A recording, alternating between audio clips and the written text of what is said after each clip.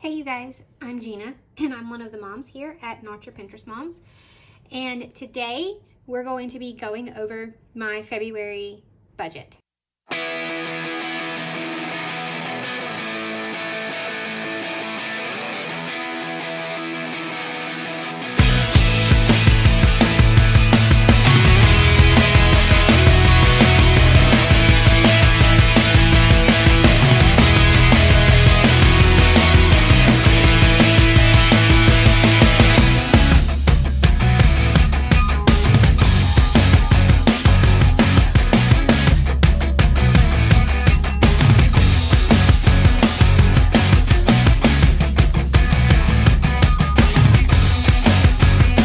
So when I say my February budget, I do budget by paycheck, and I actually go ahead and I set out a plan for each paycheck for the month. My husband is salary, and then I am hourly, but I have a consistent average, so I base the budget for my paychecks off of the average, and I do that so that I can plan out and see kind of where the money for each paycheck needs to go, so that I can stay on top of my savings goals and see if even they're realistic for excuse me, for the upcoming month. So I'm using to plan on paper the Budget Mom Budget by Paycheck workbook. Now I will action this each week in YNAB, and I'll get into that in a little bit in a minute. So, but first I'll show you how I lay it out. So I start by just laying out all my bills over here on the calendar, and then I usually put my goals for the month. You'll see here I have top off sinking funds, and then I have start the debt snowball and the amount that I want to put each month towards my debt snowball. So the reason why I have top off sinking funds here is because my husband gets an a end of year bonus in February, and I wanted to top off sinking funds that that don't necessarily need to be added to every paycheck, but that I do want to have money allocated for and set aside, so that while I'm paying off debt, I don't feel like I'm being deprived. That way, if I spend money out of that sinking fund, then I just replace it, as opposed to constantly trying to add. So I have a set amount for those that I want to top off. That way it will give me a little more breathing room to start my debt snowball and stay consistent with it every month. So you'll see for my husband's paychecks, you won't see that there are any sinking funds or any debt or anything that is being paid with his checks. I use his checks for our living expenses and groceries, and that like our normal everyday. So that's really where I base majority of our budget off of. My checks are extra, and I use those for debt and then for savings goals. So you'll see that there will be extras because I'm paid bi-weekly. So I'm paid on the 15th and then the last day of every month.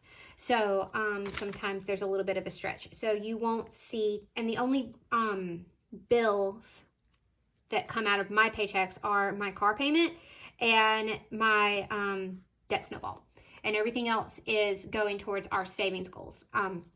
So that's how I have these currently set up. Now I didn't fill out this sheet right here, so I need to do that. So I guess it's not really complete, but I will go back and do that later. Just so it saves me time towards the end of the month. Now, I plan this out on paper so that, like I mentioned before, so that I can see kind of the overarching plan and picture for the month, but this isn't my end all be all. I will sit down every week. Every time one of these paycheck hits, I will sit down and actually go through the actual, and then I will action it in YNAB. And YNAB is like my real time, like this is where the money actually went, where I could see where some overspending happened and get the funds to cover that, rather than pull from savings, which means that sometimes these sinking funds, when I get paid, won't be as accurate. But I use this as a way to get started, get going. That way when I go to sit down, I already have a plan for my money and I'm not getting overwhelmed or missing something or missing a savings goal. This is really more about me being able to see when I get paid where I'm going to be saving. So this actually is the last amount, and then this sinking fund for my son's first birthday is completed. So then I can set that to the side, and it won't be included in my budgets going forward. But this also lets me see, so my Christmas, housekeeping, family portraits, and my son's first birthday are the most important sinking funds that I have so far. And I want to be able to see that I can fund these envelopes first, and then anything that's left over I can put in these other ones. Now the exciting thing is that when my husband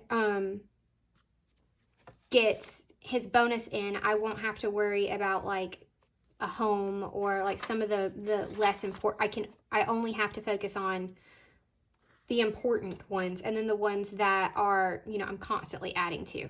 So that will help a ton. But I do it this way because I want to be able to see, am I going to hit my savings goals this month based on what I think is coming in? And then I'll be able to action that in YNAB. So that is my plan for the month.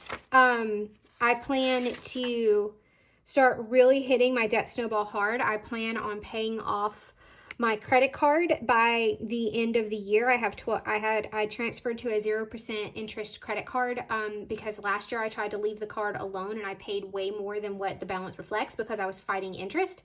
So I moved to a 0% interest card, and this is the minimum amount. So $460 is the minimum amount I have to put on my card every single month to pay it off in 12 months, so before interest kicks in.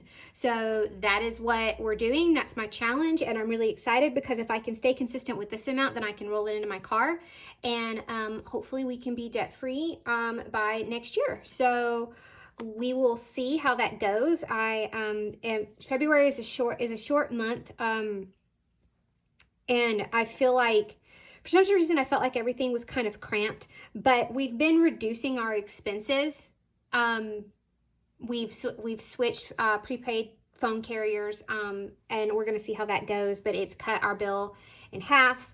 We refinanced our house, which means that our mortgage is going to drop, and we did something else. Oh, and our power bill went down.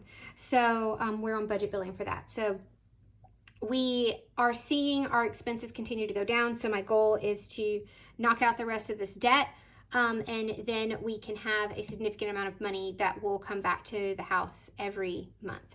So that's my February budget.